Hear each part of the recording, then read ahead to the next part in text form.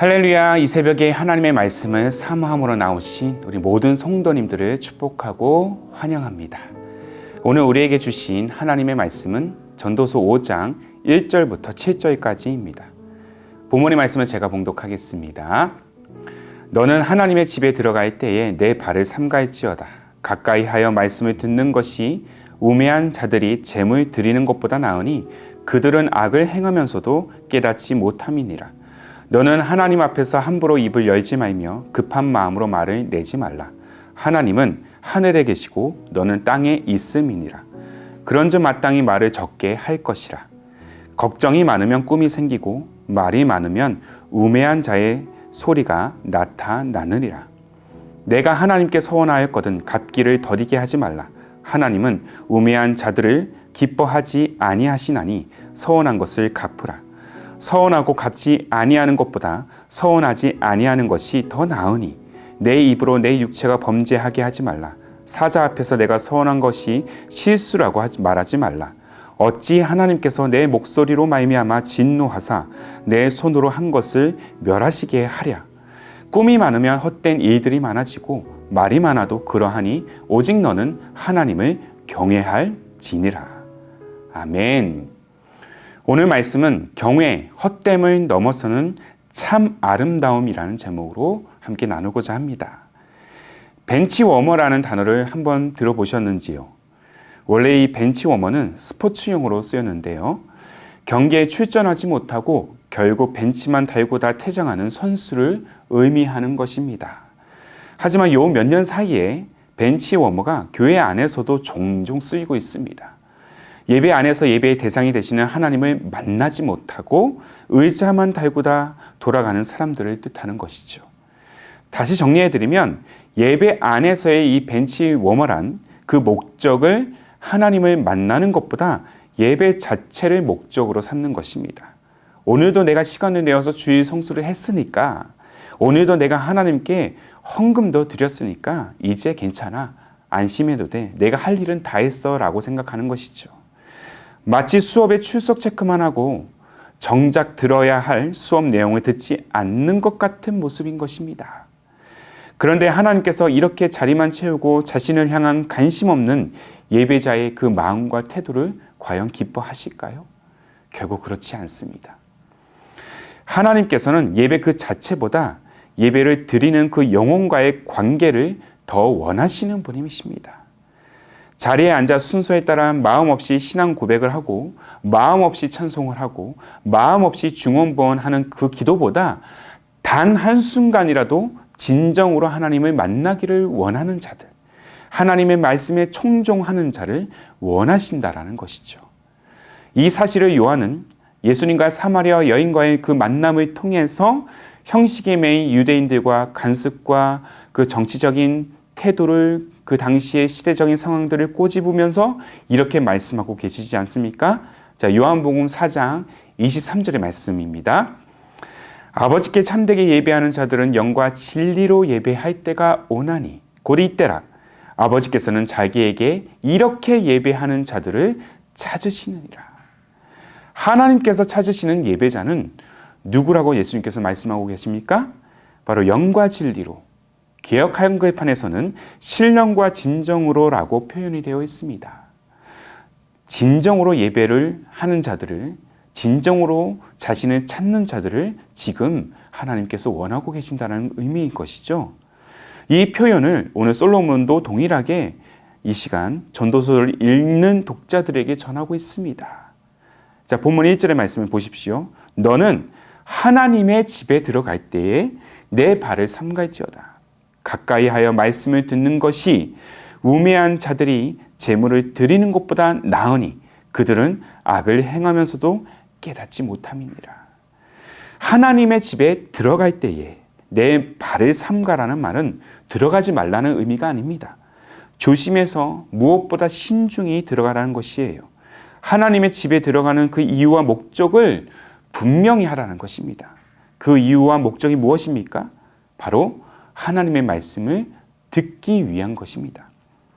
말씀을 통해 하나님의 그 뜻을 분별하고 말씀을 통해 우리를 향한 하나님의 그 마음을 깨달아 그 뜻대로 겸손히 엎드려 그 뜻에 순종하기로 결단하는 시간이 바로 우리가 드리는 예배의 시간이라는 것이죠. 이것이 바로 예배가 가진 본질적인 목적인 것입니다. 예배라는 단어 자체가 이 본질을 담고 있습니다. 높일 예에 엎드릴 배자로 써서 곧 겸손히 엎드려 내가 하나님의 이름을 높여드리는 것입니다. 아무런 목적 없이 헌금을 내고 자리에 앉아 의자만 달구는 이 형식적인 예배는 우매한 자들이 드리는 예배라고 솔로몬이 분명히 언급을 하고 있는 것입니다. 사랑하는 성도 여러분, 아무리 많이 드렸다고 한들 마음 없이 드리는 예배는 하나님은 결코 받으시지 않습니다.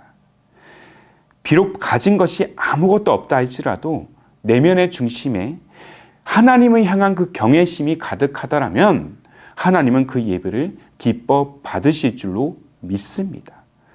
하나님은 형식적인 외형보다 화려한 제사보다 중심을 원하시는 분이십니다. 이 사실을 뒷받침하는 대표적인 두 구절이 있어요. 먼저 사무엘상 16장 31절입니다. 여호와께서 사무엘에게 이르시되 그의 용모와 키를 보지 말라.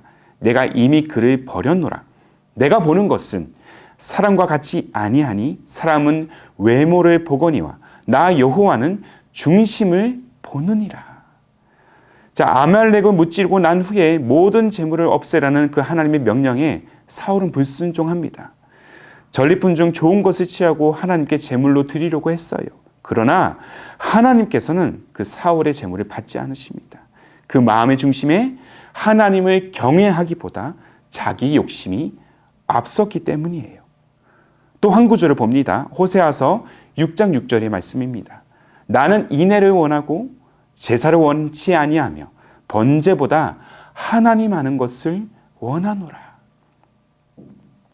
여기서 우리는 자기 백성들을 향한 하나님의 마음을 더 정확하게 알 수 있지 않습니까?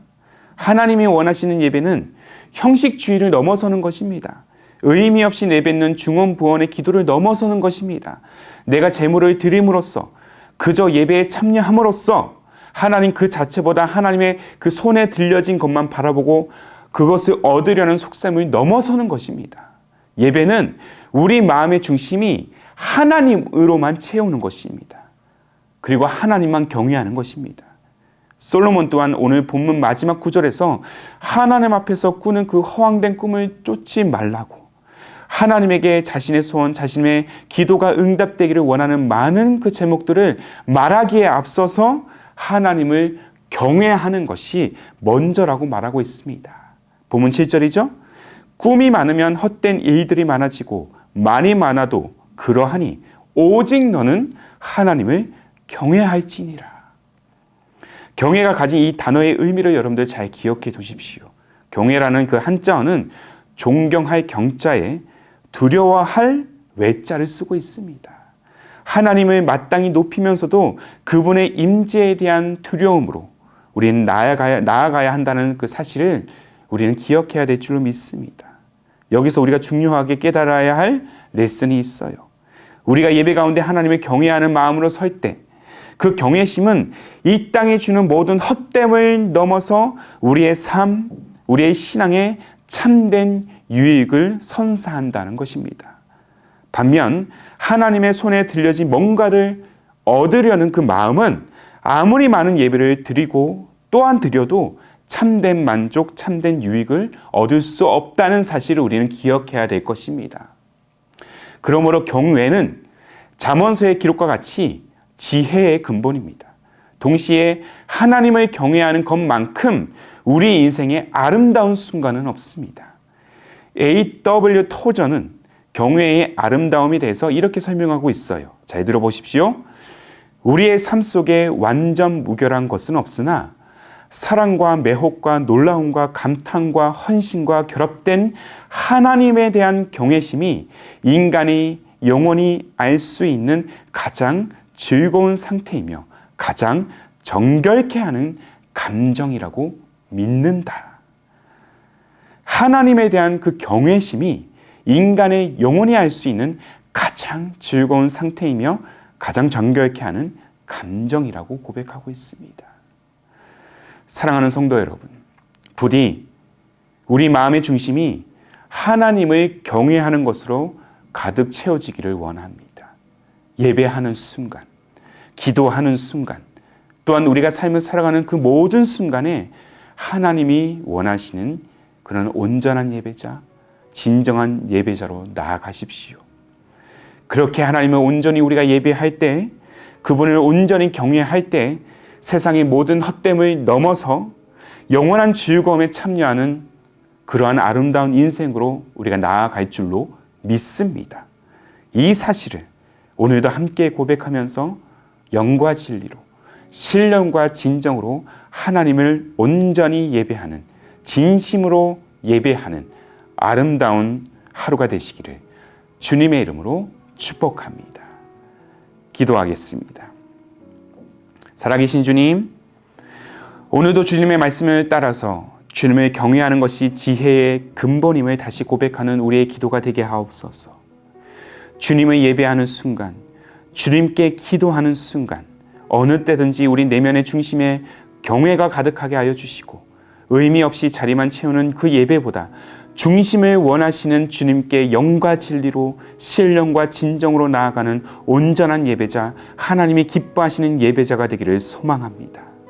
무엇보다 우리의 믿음이 하나님 손에 든 것에 관심이 두는 것이 아니라 하나님 존재 자체를 사랑하는 인생이 되게 하옵소서. 하나님을 바라보는 인생이 세상의 모든 헛됨을 넘어서는 가장 아름다운 가치인 줄로 믿습니다. 그렇게 우리 모두가 하나님을 경외함으로 아름다운 그 이야기를 그려가는 믿음의 삶, 믿음의 가정, 믿음의 공동체가 되게 하여 주옵소서. 매일매 순간 온전히 주님을 경외하는 자로 서게 하옵소서. 그렇게 마땅히 경외를 받으시 우리 주님 예수님의 이름으로 기도하옵나이다. 아멘. 오늘도 주신 말씀을 따라 두 가지의 기도 제목을 붙들고 함께 기도하기를 원합니다. 먼저는 오직 경외만이 이 땅이 주는 모든 헛됨을 넘어 우리의 삶, 우리 신앙에 참 유익을 줄 수 있음을 신뢰하며 경외의 자리로 나아가는 우리 모두의 삶, 그러한 예배자가 되게 하여 주옵소서. 한 걸음 더 나아가 기쁨이 되는 교회에 하나님을 향한 경외가 가득하게 하여 주시고 의미 없이 자리를 채우는 그런 예배가 아니라 영과 진리로 나아가는 그러한 예배 공동체가 되게 하옵소서. 이 두 가지의 기도 제목을 간절한 마음으로 함께 고백하면서 기도로 하루의 삶을 열어가시기를 바랍니다. 함께 마음을 다해 기도하겠습니다.